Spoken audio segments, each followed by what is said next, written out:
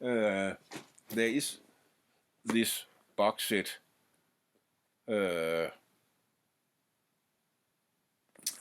and oh yeah, you think it's a lot of things. No, it's not. What fills up the most of it is this book, and then there's just one CD, and that's all. And what's on there is the same thing that you can find elsewhere. It's an interesting book that comes with it, but if you just want the music, it's not the one you should go for.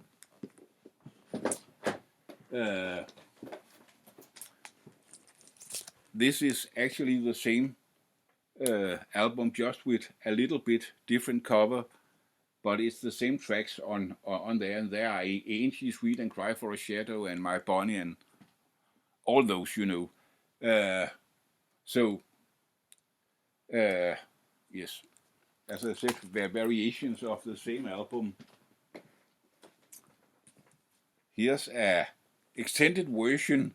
It's a double album, but I honestly don't think there are more Beatles material. I just think it's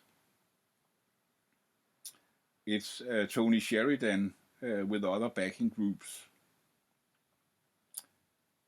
So it's not that. If you are interested in Tony Sheridan and what did he do and what did he record it after his recording with the Beatles and that sort of things, well, there are some. Well, that was the other box I had there. There were also some things with Tony Sheridan from later on. Some might be interested in going into that, and there are possibilities on both CDs and vinyl. And then, of course, there's the Decca session a bit later on, New Year's Day, 1962. It has been released many, many times. So here's a few of them.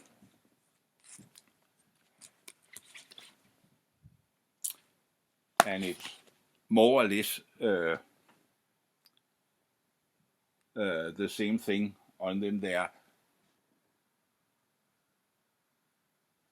There might be, a few, a song, a song missing on one that is on another. What's really sad is that on most of them, actually the three, what you might say is actually the most interesting recordings, because that is original material. Hello Little Girl, Like Dreamers Do, and what is it called? Each time I look into your eyes, therein lies. Love of the Lost, yeah. Three early Lennon-McCartney originals are not on most of them. It's all the covers that are there. Doesn't make much sense, because of course original material, that's what is really interesting.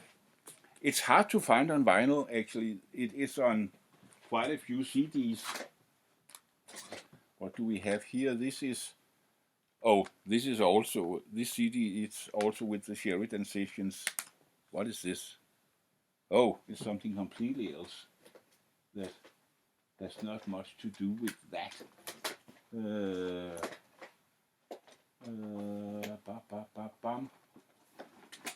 What about this one?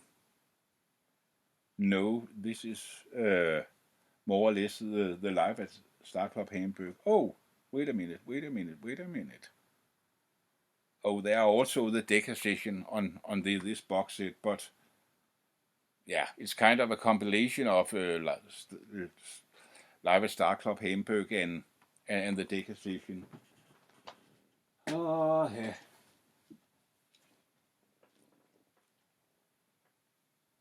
Well, this is a funny one, but I won't say so much about that, but it's kind of funny. Bam, bam, bam. Is that all I can? Well, oh, here's one. Really, one that matters. Oh, was I wrong? Isn't it that? Oh, it is. It is. It is. It is. This one. Well, it's a bent called Not for Sale, but it is.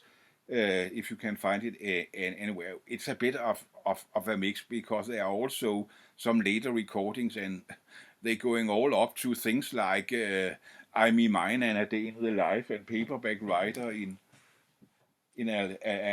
alternative versions. So, but there are some really early stuff here, and one thing that is really interesting is an instrumental called Catswalk.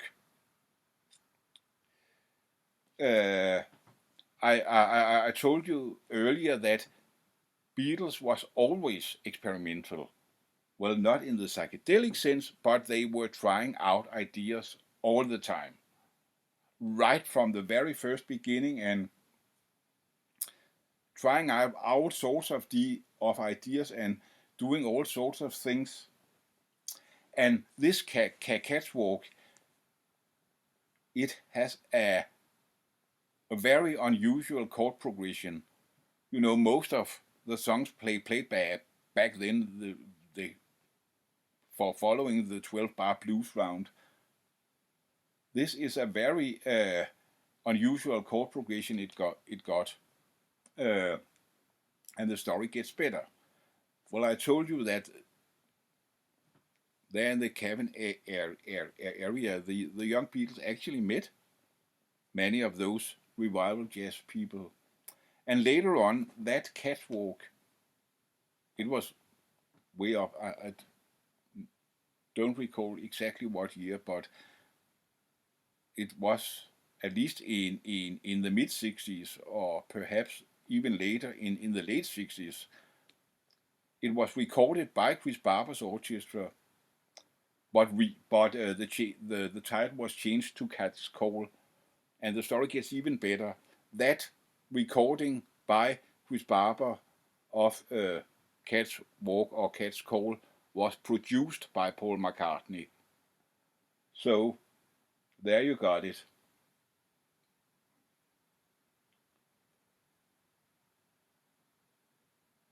That track is also on some CDs, but this is the only one I have been able to find where it's on vinyl.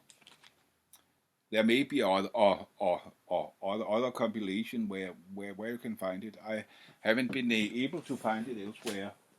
Is there more in this box I want to say something about? No, there is not. We will. Oh, well, there is something here. A bit different, but that's some DVDs about the early days. The Beatles and the Hamburg Sound. Pete Best of the Beatles. Stuart Sutcliffe, The Lost Beatle. The Beatles Distinction, Hamburg. Documentaries on of different quality, but most of them actually quite informative, and a lot of interesting facts you can pick up from those. And maybe for those of you who are not so much into reading books and that is not your thing, this might be the way that you can, maybe not as much in depth, but to some extent you can get the facts from here. So, well, this video has been running for much too long, so I think I'll stop here. And maybe later on, as I continue the story and we move a little forward, I can once in a while mention some material and saying, okay, you want to know some more about this, you want to hear how how that sounded and all that. And I will name some sources. But about the really early days, I think I had come around most of the best material there is, both for information and for listening to the music. So you don't have to put up with me and be tortured by my lousy English for God knows how many videos. You can dig into the things yourself and found out about all the things. But one thing I'm going to tell you, it's going to take some time. It's not just, okay, yeah. I spent a week in bed reading books, and then I spent the next week at my stereo and listening to the music, and then I'm an expert of the early Beatles. Sorry. It actually takes a bit of hard work, and it takes some time to get into those things. So if you want the shortcut and, having, well, not every kind of information you can get from this material, I can't go into all of it, but at least the headlines and the highlights, and have that shortcut have that from a crazy fellow from Denmark that had spent a lot of time digging into those things. Well, I'm sorry, you have to put up with my lousy English and maybe frustrated a lot about how I pronounce some words, and sometimes stopping and searching for a word and don't know how to express things. I wish I could do it better, but I can't.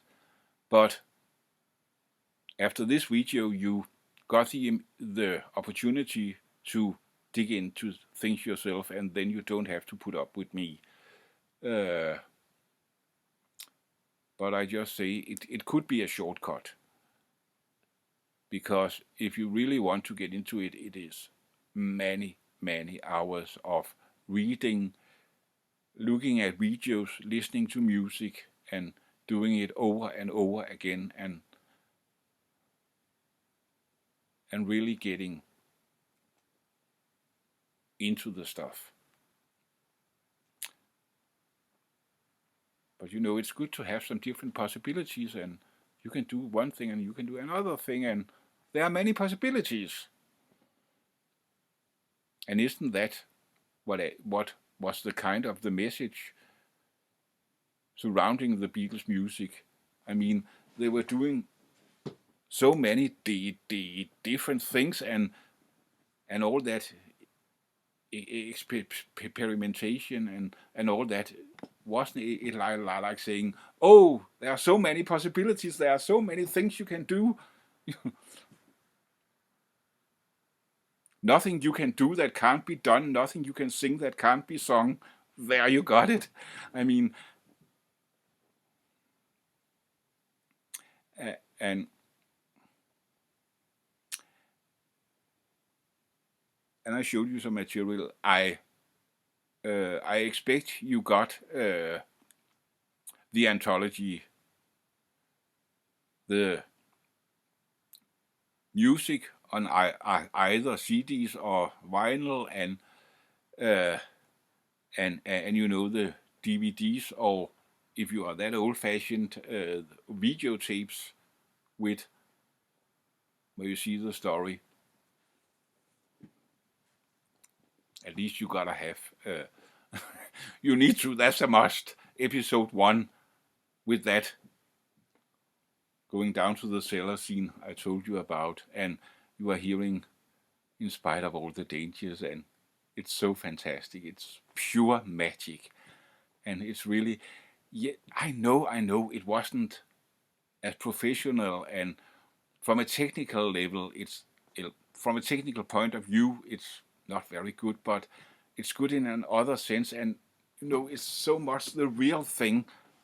That's how it was. That's how it all began. It's the real thing. It's straight from the heart, and it's schoolboys having fun, and so genuine, so honest. It's really the real deal, and there really is this excitement and magic, and it's so fantastic. So forget about the technical level and all that stuff. You know how it went with all that thing, and ended kind of sad. You know that. You all know the story.